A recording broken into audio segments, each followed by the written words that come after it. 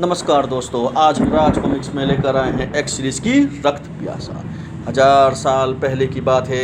कटीरा अपने तंत्र मंत्र विद्या की संबे बलि दे के शैतानों को अपने वश में करता है और अपने शरीर में समा लेता है। सारी शैतानों के उसके शरीर में समाने के बाद वो बन जाता है सबसे ज़्यादा ताकतवर। वह पूरे दुनिया जीतने की कोशिश करता है, इसलिए वो राजा महाराजों पे हमला करता है। मगर एक दिन अचानक महर्षि के आने से उसकी मृत्यु हो जाती है। 1000 साल बाद प्रोफेसर गुप्ता की बीवी मूर्ति को छूती है, वो शापित हो जाती है, उसका बेटा शापित निकलता है और उसके बाद शुरू होता है एक मौत का खेल।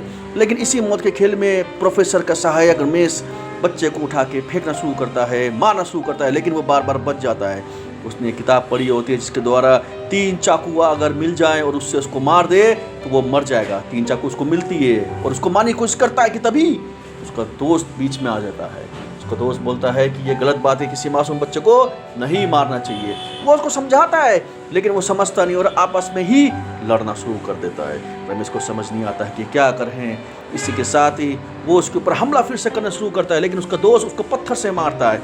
इधर शैतान अपनी चाल समझ जाता है और वो बुत से एक तलवार का टुकड़ा फेंकता है रमेश की ओर, लेकिन किस्मत को कुछ और ही मंजूर था और वो कहीं और गिरता है, लेकिन पत्थर के सिर में गिरने से वो बेहोश हो जाता है।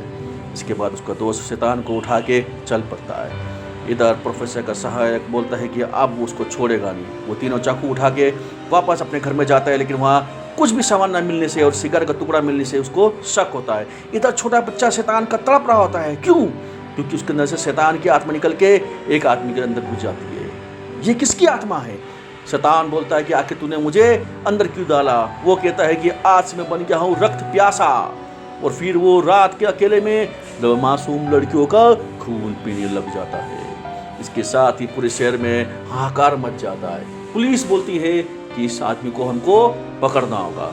उधर प्रोफेसर का सहायक समझ जाता है कि इसके पीछे किसका हाथ है, लेकिन फिर भी वो चाकू उठा के प्रोफेसर गुप्ता के घर जाता है। वहाँ जाके पता चलता है कि छोटा बच्चा किडनैप हो गया है। इसके बाद वह वापस घर की ओर निकलता है कि उसकी चाबी सोफा के नीचे गिर जाती है और वहाँ कुछ देखता है और चौंक पड़ता है कि तभी उसका दोस्त वहाँ जाता है। वो अपने दोस्त का बहाना बना के वहाँ से निकल जाता है। शाम के वक्त रक्त प्यासा एक बार फिर अपनी सर से तानी खुराफाती दिमाग लेके पहुँच जाता है अपनी शिकार पे।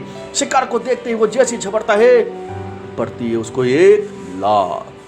ये लात होती है उसी के दोस्त की और वो बोलता है, रमेश तुम हो असली गुनहगार। वो बोलता है कि हाँ मैं हूँ, और मैं इसलिए हूँ क्योंकि मुझे पता चल गया था कि बच्चे के शरीर में शैतान की आत्मा कटीरा है और मैं उस कटीरा को अपने वश में करना चाहता था ताकि मैं अमर बन सकूँ। लेकिन तुमने आके पूरा प्लान चौपट कर दिया। उसने लात मारी, चाकू ऊपर अलमारी में गिरा, उसका गर्दन दबाए रहा होता है कि तभी चाकू सीधे उसी के दोस्त के शरीर में घुस जाता है। वो तड़पता है और सीधा जमीन में आ गिरता है। नरेश देखता है कि कटीरा की आत्मा रमेश के सिर से बाहर निकल के वापस बच्चे के अंदर जा रही होती है। सुबह हो चुका है। नरेश को पता चल जाता है कि अब वो बच्चा और ज़्यादा खतरनाक हो जाएगा। इधर किडनैपर का फ़ोन आता है और पैसा लेके बुलाते हैं। इधर नरेश बोलता है कि उस गुप्ता को कि वो खुद जाएगा पैसा लेके, लेकिन लगता है चाकू वहाँ गिर जाता है। प्रोफेसर की बेटी को वो चाकू इधर मिल जाता है। इधर वो गुंडे बोलते हैं कि अभी तक पैसा लेके नहीं आए, इस बच्चे को ठिकाने लगाना पड़ेगा।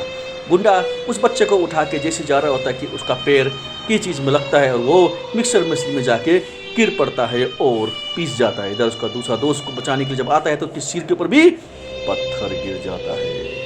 ये सब शैतान बच्चा देख रहा होता है कि तभी 2 हाथ आते हैं और वो होता है नरेश का। नरेश बोलता है कि आज तू नहीं गया बच्चा, लेकिन चाकू तो है नहीं। अब वो क्या करता है, वो जाके उसको मिक्सर मशीन में लगाता है बांध के। तभी वहां आ जाता है एक चील। मिक्सर मशीन होती है स्टार्ट।